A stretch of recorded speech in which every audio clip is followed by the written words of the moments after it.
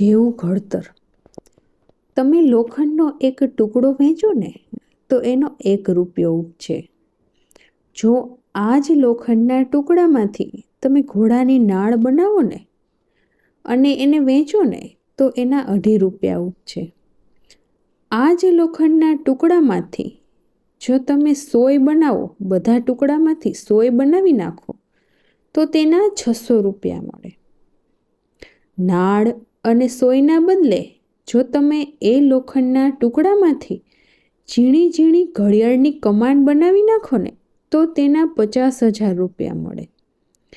લોખંડનો ટુકડો એ જ છે, પણ એનું ઘડતર જુદી જુદી રીતે કરવામાં આવ્યું છે. તો માનવ જીવનનું પણ કંઈક આવું જ છે. જેવું ઘડતર કરશો તેવું તેનું મૂલ્ય મળશે.